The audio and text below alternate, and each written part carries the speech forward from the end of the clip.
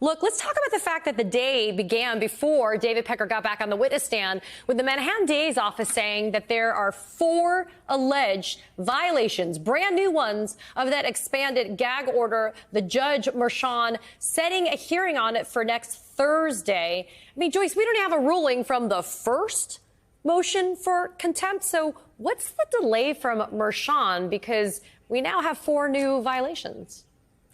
We do. We have ongoing violations, and the issue that the judge faces is either this gag order has teeth and he will enforce it, or it does not have teeth, in which case Donald Trump can do anything he wants to do with regard to this jury or witnesses or the court families, for that matter. So this has to come to a head. The delay likely gives the judge a little bit of extra room to gather additional evidence, but the statute gives him very limited options. He can either impose a penalty of $1,000 for each violation, or he can impose up to 30 days of custody. There's no room to maneuver between those 2 options. He will have to make a decision. He has apparently made a decision that it's best to put it off, to hold some of his power over Donald Trump's head for a little bit longer, to see if he can get him to conform his behavior, or alternatively to prove that the only option is for the judge to begin to impose sanctions. You know, Peter, one thing that stuck out to me today was the testimony from David Pecker that AMI paid the $150,000 to Karen McDougal, and then they never got reimbursed, never got paid back by Donald Trump, even though it was for his benefit and for the benefit of the campaign. But then at the end, David Pecker has to say, I have no hard feelings for Mr. Trump. I thought he was my mentor. I felt like, Peter, David Pecker encapsulates MAGA world, because it's like he keeps on grifting and he completely dupes his cult followers, right? But then they sit there and they still pay homage to him. Talk about whether or not you think that this trial, even so far, has been moving the needle in any way in terms of public sentiment when it comes to Donald Trump.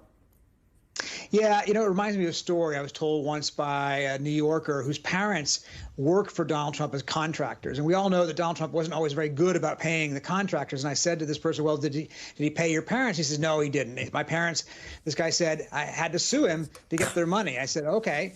And they get it. Well, he got 50 cents on the dollar back. And then the guy said, but you know what? They voted for Trump. I said, well, why would they vote for Trump if they believe he cheated them on their money? He said, because, well, if he cheats us, he'll cheat everybody else on behalf of America. He'll cheat the rest of the world on behalf of America. So there is a sort of interesting, view of him as somebody who is able to, manipulate the system, work the system, bypass the system, whatever it is, that seems to earn respect on the part of people who admire him. And it's kind of curious to in a lot of ways, it wouldn't be something you would expect.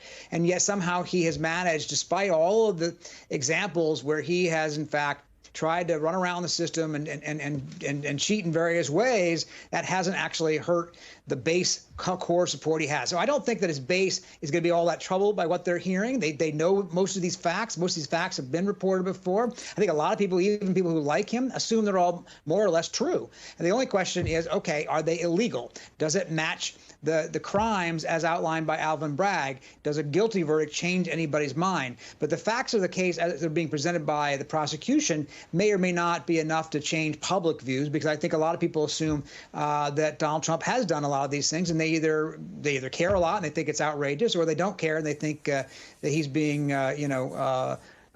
persecuted here. And Josh, to Peter's point, does the evidence fit the crime? I mean, the burden of proof is always going to be on the prosecution in a criminal case.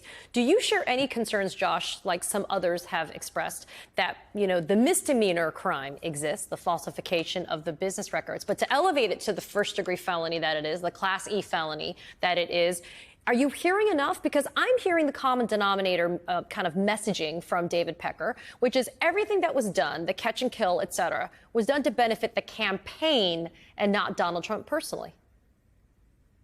Right. I think that might have something to do, Katie, with why we're hearing these nice comments about Pecker from the former president. If he can somehow get jurors to have the feeling that these payments took place because of personal warmth between Pecker and Trump or the fact that they had been friends for a long time, that does start to undercut the case somewhat. So we'll see as the cross-examination continues here whether Trump's defense tries to bring out more of that possible motivation here, that they've been friends for a long time and that maybe AMI and Pecker might have done this sort of thing to help Trump, even if he wasn't running for president, because it sounds like, based on the practices of AMI and Pecker, that this is the kind of thing that they did for various celebrities at different times.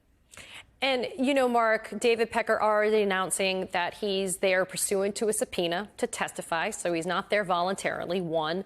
Two, we did hear today, though, something that was surprising, right? We heard that David Pecker / AMI getting a non-prosecution agreement with the Manhattan DA's office and the New York County DA's office. So, Mark, talk about a little bit about what you think the impact might have been on the jury hearing that AMI got one of these kind of pass, get out of jail free cards kind of thing, because he's giving this testimony and the cooperation he gave to the SDNY a few years ago.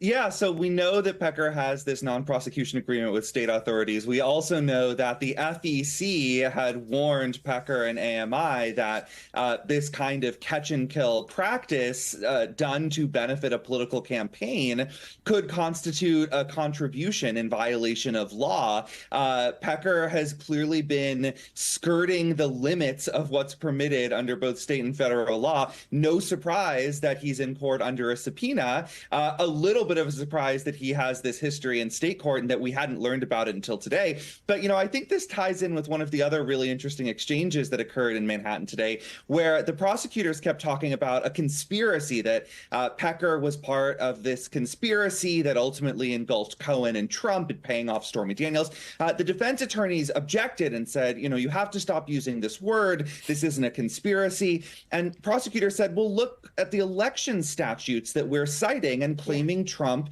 attempted to violate. They use the phrase conspiracy, so it's perfectly legitimate for us to use it.